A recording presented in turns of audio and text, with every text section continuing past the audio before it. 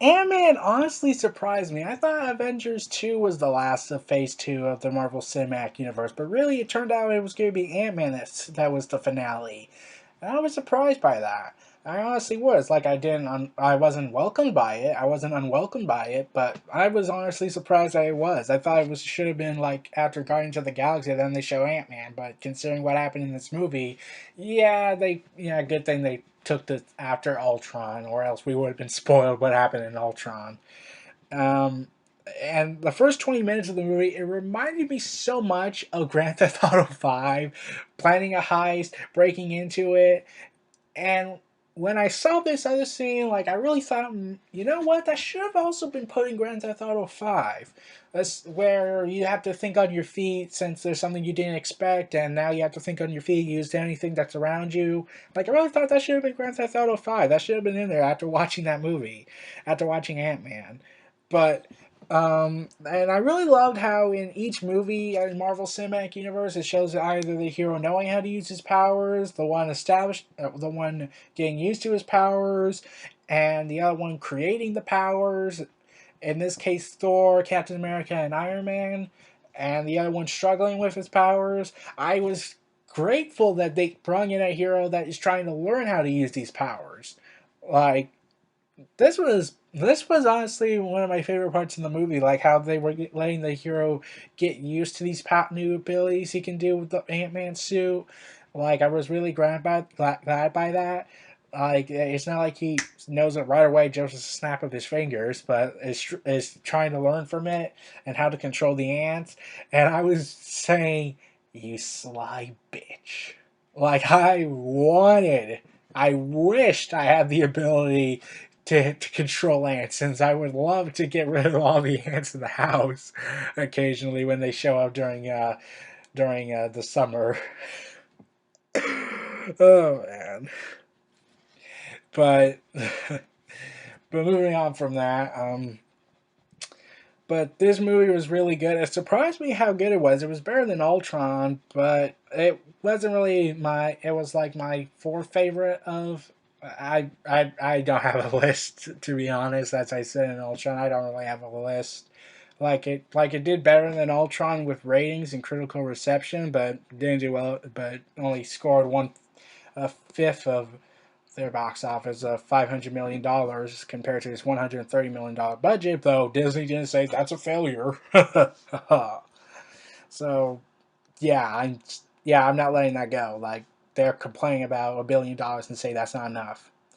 So like this movie was really great. I really loved it and enjoyed it, and I loved how this was more like a criminal a criminal becoming redemption and becoming a hero.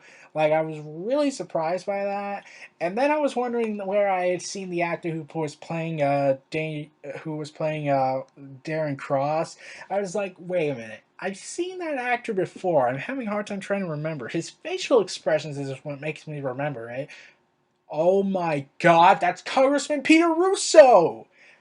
It's Peter Russo from House of Cards, and I was like, oh my god, like I remember this guy. He was Peter Russo, and I was also questioning why is he playing as an evil businessman? Like we've seen that in Iron Man 1, we already saw that kind of in Iron Man 2.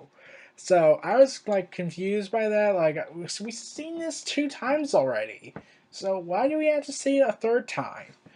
But I was alright with it. He was playing well as a villain, and then he became a vengeful villain at the end of it. Like, and how Hydra shows up again, and like more.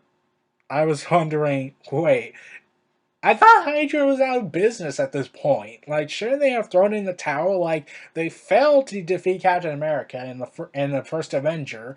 Then they failed in Winter Soldier. Why are they back again in Ant Man? Shouldn't they be like out of business? They could have just formed another group in the Marvel Cinematic Universe and just put that in for Ant Man to fight later on in the movie. But no, they went ahead and just brought back Hydra because Hydra is evil. But I was glad this movie didn't really focus on the Infinity Stones like some of the others had did. like Guardians of the Galaxy and Avengers, and instead was focusing on this guy trying to reconnect with his daughter. And I was glad that they didn't go with the oh, he broke up with his wife, they're separated, she has a new fiance. They didn't do that route where they get back together and the fiance finds someone else. Like, I was glad they didn't do that. So, and instead finds a new love interest. I was glad they didn't do that route. That would have been way too predictable. Like, that's how I was thinking at the beginning of the movie.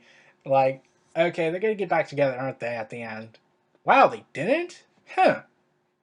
Son of a gun, they actually pulled something from me. Gotta give them credit for that.